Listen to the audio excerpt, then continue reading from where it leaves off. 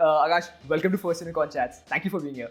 Thank you so much, Raj. Pleasure being here. I'll take one more step back before where you guys are. You were on Shark Tank. Oh, yes. This is something I was explaining to somebody who had come right before this, right? And we were having this conversation. So I was like, look, it's not just about being able to give up the paycheck. Yeah. It's about being able to say that, look, I've given up the paycheck and the savings which I have, I'm going to assume I'm putting it on fire by doing that, right? Absolutely.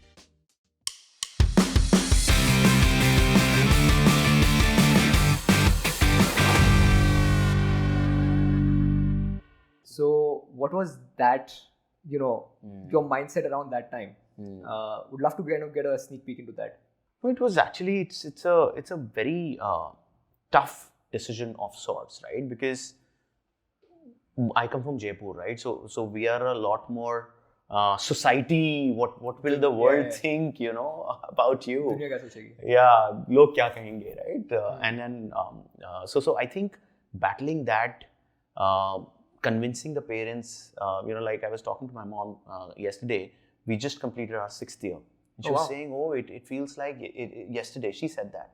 When you told me after you had started up 6 months after that, you told me, and now it's 6 years, right? So yeah, it's been some journey, but yeah, it was frankly not an easy decision, because in our case, frankly, both me and my wife Rashi, we both got all into this business. So there was nothing else.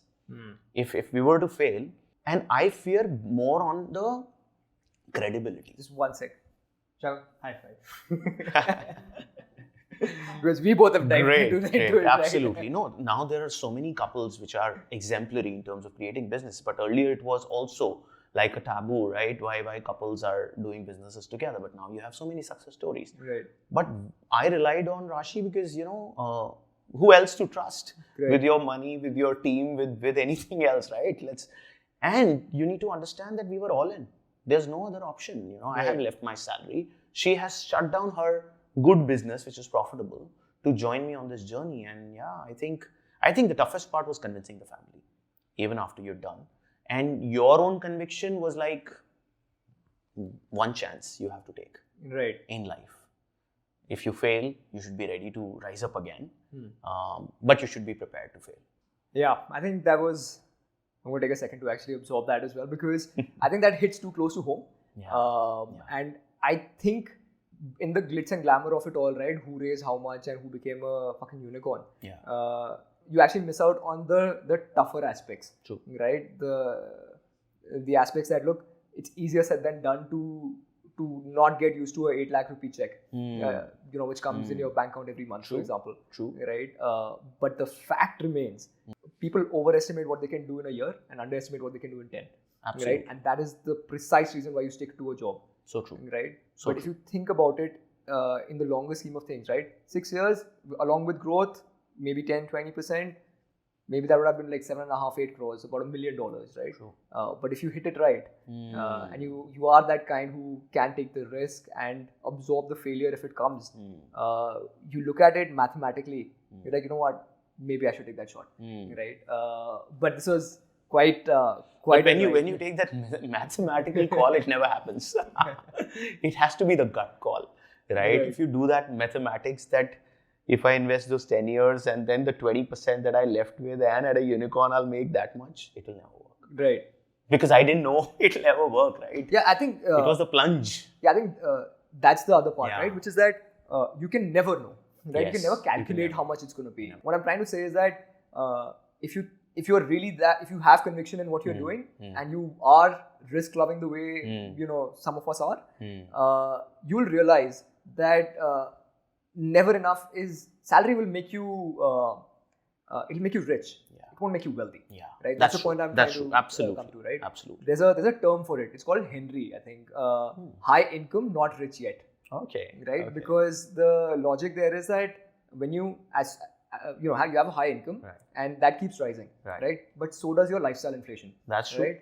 You earn a crore, you drive a C class, you wear an Omega, you suddenly start making 2, you go from a C to a E class, you go from an Omega to a Rolex, right? And what you're saving in pocket kind of still reduces. You go from living on, Extension Road to living in the Camellias. Right. So basically your lifestyle expands around it, That's right? right. So you are high income, but Correct. not rich yet. Not rich yet. Right? But you're right. Wealth creation is always, a cumulative exercise which will happen over a long period. Right. And in job, you'd never be that, right? Correct. Because you're enabling so many people to become rich. Yeah. If you are a businessman. Exactly. That right? is the you're actually doing job creation. So it's a different animal altogether. True. You go to the last segment of this thing, which is a little bit more of a fun segment. Sure. Not that I've not had a lot of fun before this. We're going to have a pop quiz, Okay. right? And these are just questions that, us, the team, have actually thought of. Oh, nice. While I pull this up, I actually have a question that just popped into my mind.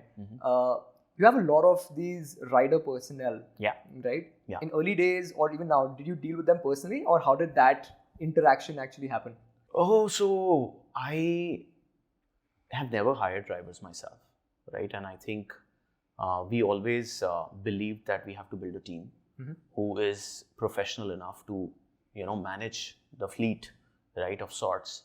Thankfully, we got the right folks at the right time in the team who could build that, journey for us. What I do is I definitely go out on a Zypp scooter off and on, Right. and I stop a few drivers on the road and ask their experience. That is something that I thoroughly enjoy doing, and I think that gives me the best of knowledge of how our business is. Right. But essentially, it's tech and team which works to get them. Mostly. Nice. Yeah. What's the funniest experience that you've had or heard in your company with a rider? Funniest experience. Interesting. I think I won't say that it's funny, but these guys go through a lot, right? In terms of their days. A lot of time lifts are not working, so they're just going up to 7th floor on foot in heat, right? So Not funny, dude. yeah, it's definitely not funny.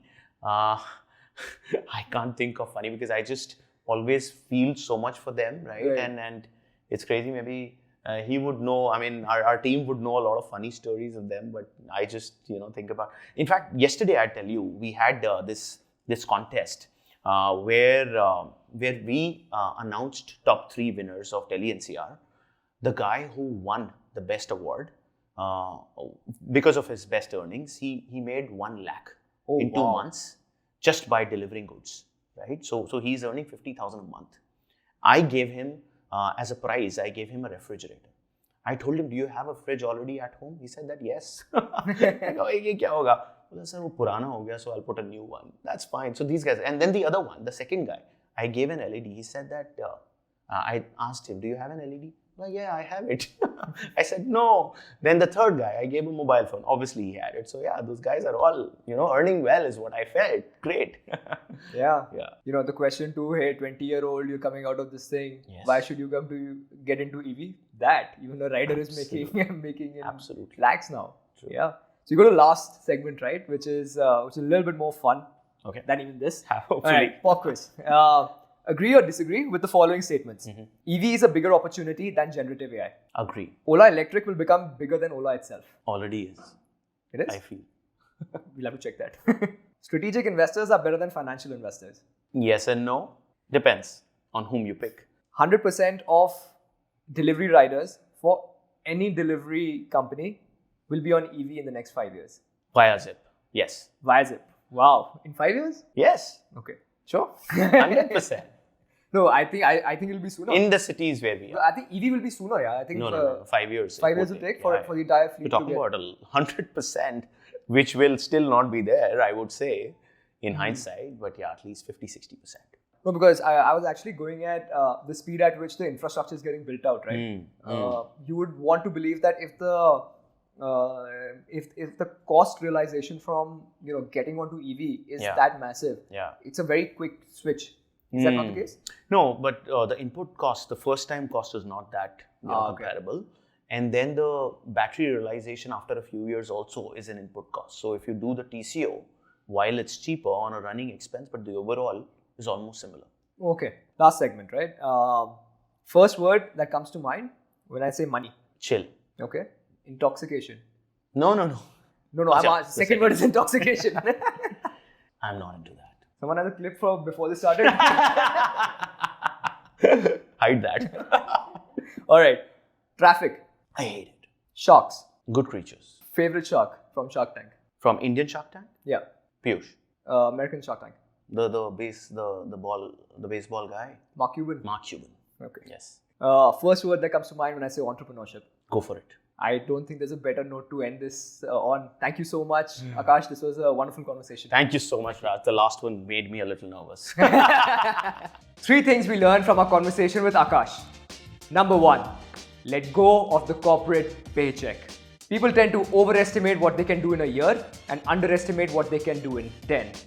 If you want to achieve something big and audacious, you've got to take that bet on yourself. Number 2, be rigid with your discipline, but flexible with your execution. As a startup working in a dynamic environment, you are going to have to pivot one time or another to remain relevant. Zypp pivoted thrice, in the first 20 months no less. But those pivots got them to where they are today.